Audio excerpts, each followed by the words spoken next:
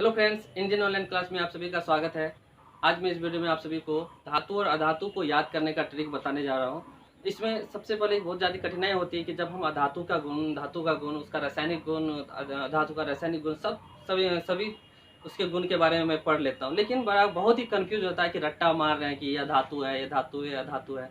लेकिन एग्जाम के टाइम में क्या होता है कि वो कहीं ना कहीं कन्फ्यूज कर देता है, कहीं ना कहीं कंफ्यूज कर देता है। और जिसको जो धातु है उसको हम अधातु में टिक कर देते हैं, और जो अधातु है उसको धातु में टिक कर देते हैं। तो दोस्तों, ऐसी गलती ना हो उसके लिए मैं एक बहुत ही सुंदर ट्रिक लाया हूँ, जो आप एक बार सीख लेंगे, एक बार देख लेंगे तो आप कभी नहीं भूलेंगे। तो चलिए, मैं इस वीडियो को आगे बढ़ाने से पहले हमारे इस चैनल को सब्सक्राइब कर ले और साथ ही साथ बेल आइकन को भी प्रेस कर ले, ताकि हमारे आने वाले वीडियो आप तक सीधे पहुंच सके। तो चलिए दोस्तों, मैं सबसे पहले हमें याद रखना है, इस ट्रिक को समझने से पहले हमें इलेक्ट्रॉनिक विन्यास के बारे में जानकारी होना चाहिए। तो दोस्तों, आपको तो अगर 9 में है, 10th में है, या फिर आप कंपटीशन का तैयारी कर रहे हैं, तो इलेक्ट्रॉनिक विन्यास, जाहिर सी बात है कि इलेक्ट्रॉनिक विन्यास 9th क्लास का ही है, वो आपको याद होगा। तो चलिए, मैं थोड़ा सा फिर भी इलेक्ट्रॉनिक विन्यास आपको बता दूंगा बीच में, और साथ ही साथ ट्रिक को भी बताऊंगा। तो सबसे पहले क्या है, धातु और अधातु। तो दोस्तों, बहुत ही कंफ्यूज की बात है कि धातु को कैसे पहचाना जाता है, अधातु को कैसे पता जाए। अगर हम रटते हैं तो भूल जाते हैं। तो सबसे पहले क्या करें, इसके लिए हमको क्या करना है, ये याद रखना है इलेक्ट्रॉनिक विन्यास, किसी का भी इलेक्ट्रॉनिक विन्यास क्या होता है। तो कोई ऐसा तत्व लेते हैं 1 से 20 तक, जाहिर सी बात 1 से 20 तक तो हमें याद होता है। मान लीजिए ले लिए हम क्लोरीन ले लिए, तो क्लोरीन जो होता है इसका परमाणु संख्या 17 होता है। यानी कि दोस्तों, परमाणु की संख्या बराबर इलेक्ट्रॉन की संख्या, और इलेक्ट्रॉन की संख्या बराबर होता है प्रोटॉन की संख्या। तो यहाँ परमाणु की संख्या, क्लोरीन की संख्या जो है वह अगर 17 है, तो इसका इलेक्ट्रॉन की संख्या भी क्या होगा, 17 होगा। जिसको हम क्या करते हैं, कक्षा में बांट लेते हैं, कक्षा के, कक्षा एल, कक्षा एम, कक्षा एन। दोस्तों, हम जानते हैं कि पहली कक्षा में अधिकतम 2 इलेक्ट्रॉन को रख सकते हैं, दूसरी कक्षा में अधिकतम 8 इलेक्ट्रॉन को रख सकते हैं, तीसरी कक्षा में अधिकतम 18 इलेक्ट्रॉन को रख सकते हैं, चौथी कक्षा में उसी तरह से हम 32 इलेक्ट्रॉन को रख सकते हैं। तो पहली कक्षा, मान लीजिए क्लोरीन 17 जो है, क्लोरीन का परमाणु संख्या 17 यानी इलेक्ट्रॉन की संख्या भी 17 है।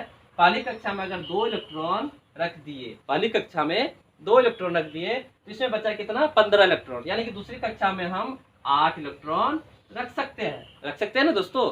हाँ, दूसरी कक्षा में हम 8 इलेक्ट्रॉन रख सकते हैं। अब देखिए कितना हुआ, तो 8 और 2 10, अब बचा कितना, तो बचा 7।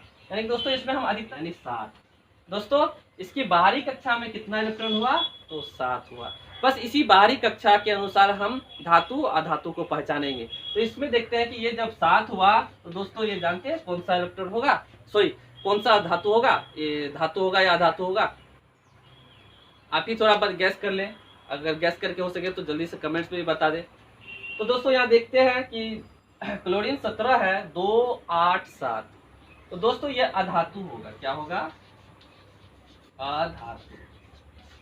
आप सोचेंगे कि किस तरह से सर जो है इस तरह से बताए, बाहरी कक्षा में 7 इलेक्ट्रॉन हुआ तो वह अधातु होगा। तो चलिए, मैं अब उसको बताऊंगा, वो ट्रिक बताने जा रहा हूँ कि ट्रिक क्या है, जिससे हम पता कर सकते हैं कि धातु और अधातु को कैसे पहचाना जा सकता है।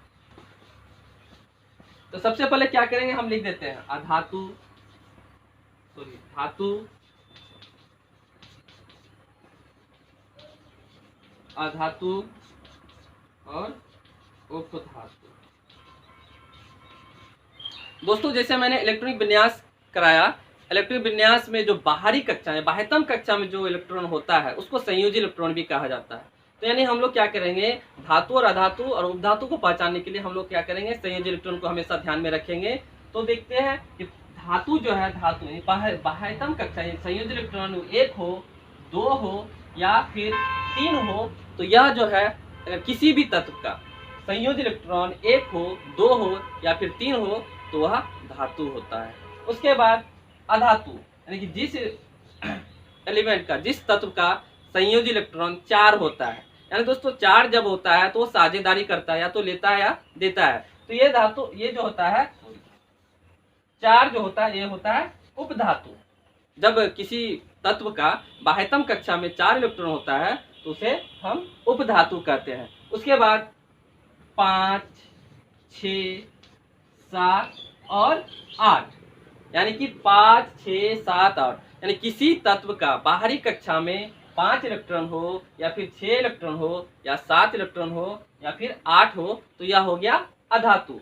तो इस तरह से हम क्या कर सकते हैं कि इलेक्ट्रॉनिक विन्यास के माध्यम से हम बाहरी कक्षा में जो इलेक्ट्रॉन होता है उसको ज्ञात कर लेंगे और उसके अनुसार हम क्या कर सकते हैं, धातु, अधातु और उपधातु को पहचान सकते हैं। तो दोस्तों है ना, ये बहुत ही आसान ट्रिक। इस ट्रिक से हम बहुत ही आसान तरीका से क्या कर सकते हैं, धातु, अधातु और उपधातु को पहचान सकते हैं और कभी भूल भी नहीं सकते हैं। तो चलिए दोस्तों कुछ हम ट्राई कर लेते हैं, चेक कर लेते हैं। तो चलिए दोस्तों कुछ उदाहरण लेके हम देखते हैं। तो सबसे पहले क्या है कि सोडियम लिए। सोडियम का परमाणु संख्या कितना होता है दोस्तों? सोडियम का परमाणु संख्या होता है 11। इसका इलेक्ट्रॉनिक विन्यास कितना होगा? तो पहली कक्षा में 2 इलेक्ट्रॉन, दूसरी कक्षा में 8 इलेक्ट्रॉन, 8 2 10, बचा कितना? 1 बच गया, यानी कि बाहरी कक्षा में 1 इलेक्ट्रॉन। अब तो आप भी बहुत ही आसान तरीका से एक देखते ही बता देंगे कि क्या होगा, धातु या अधातु। तो वेरी गुड, धातु होगा। क्या होगा दोस्तों? धातु होगा। उसके बाद दूसरा लेते हैं नियोन। नियोन का 10 होता है, नियोन का 10 होता है।